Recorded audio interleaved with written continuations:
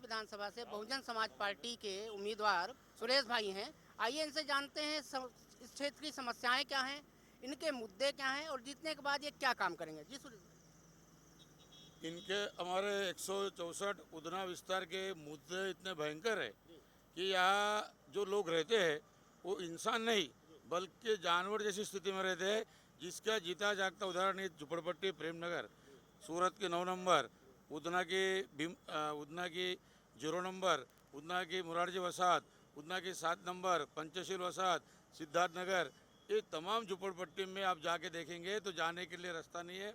अगर आदमी गुजर जाता है तो डोले के बजाय उसको झोली में लाश को ले जाना पड़ता है। इसको बोलते हैं विकास। जबकि शहर पूरे देश में 2 नंबर पे सफाई पे है।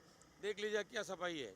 केवल सफाई वहाँ है मालदारों की बस्ती में, पैसे वालों की बस्ती में, जहाँ रईस लोग रहते वहाँ पे है। बाकी आम आदमी के लिए कोई समय बीजेपी आरएसएस के लोगों के पास और डबल इंजन की सरकार के पास नहीं है। इसलिए पहला हमारा मुद्दा है स्लम को रीडेवलपमेंट स्कीम में लाकर जहाँ झुपड़ा वही मकान बना के देना चाहिए।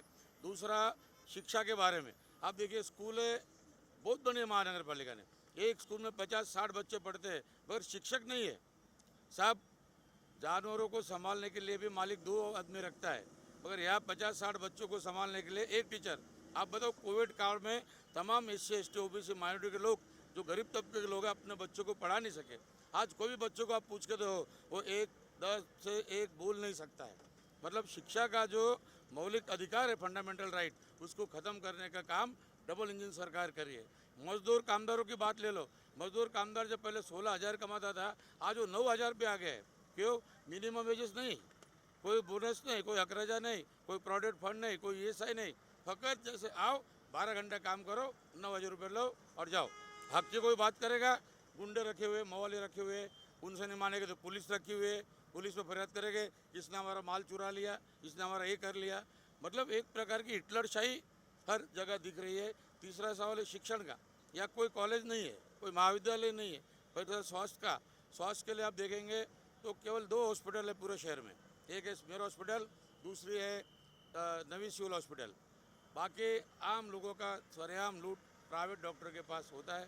प्राइवेट डॉक्टर मन चाहे फी वसूलते हैं।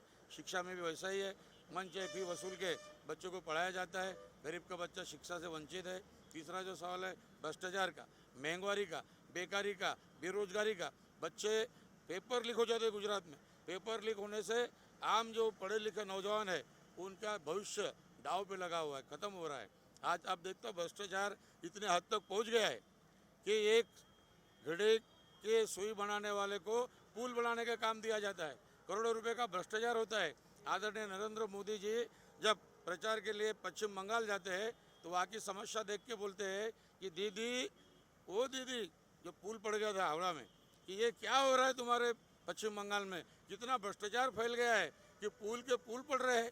आज गुजरात की जनता पूछ रहे मोदी साहब को, भूपेंद्र भाई पटेल मुख्यमंत्री को, कि ओ भूपेंद्र भाई पटेल, आ शू थई रह्युं छे आपणा गुजरात में, मतलब में क्या हो रहा है अपने गुजरात में कि पुल गिर रहे, 135 लोग मर रहे।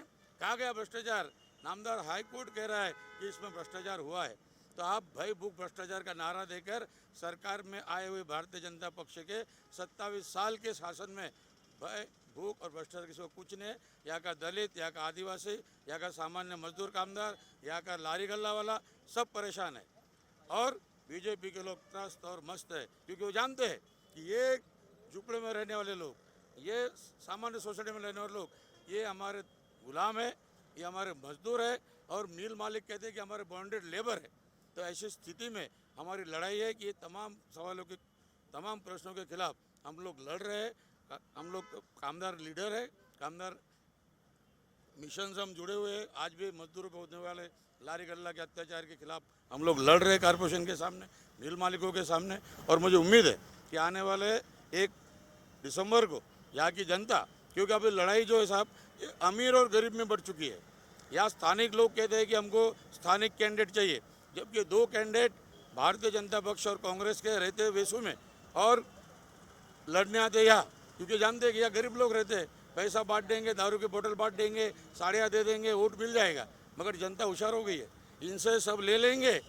लोग मुझे कहते हैं कि सूरज भाई सोना आप चिंता मत करो, जो भी कुछ देगा सिस्टम में ये लोग काम करते हैं ना, ले लेंगे, मगर हाथी के निशान को मोहर लगाएंगे ताकि गरीबों का नुमाइंदा, मजदूरों का नुमाइंदा, हाँ आधी रात को हमारे सुख दुख में रहने वाला एक व्यक्ति हमारे साथ रहे, क्योंकि अमीर के सामने गरीब की लड़ाई है। मैं भी मजदूर का बेटा हूँ, सब बिल्डर है, कोई उद्योगपति है, और उनके सामने एक लोगों का आशीर्वाद लेकर, माता बहनों, कामदार दोस्तों और नौजवान बेकार बेरोजगार का आशीर्वाद के साथ मैं ये विधानसभा से चुनाव लड़ रहा हूँ हाथी निशान पे। और मुझे उम्मीद है कि जनता इनके दोगलेपन को जान गई है। डबल इंजन की सरकार फेल हो गई है। आने वाला समय लोग समझ रहे हैं कि बहुत ही खतरनाक है।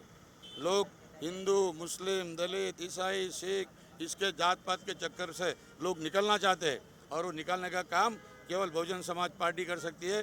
डॉक्टर अम्बेडकर का नीला झंडा और हाथी निशान कर सकता है। जय हिंद। बहुत बहुत धन्यवाद।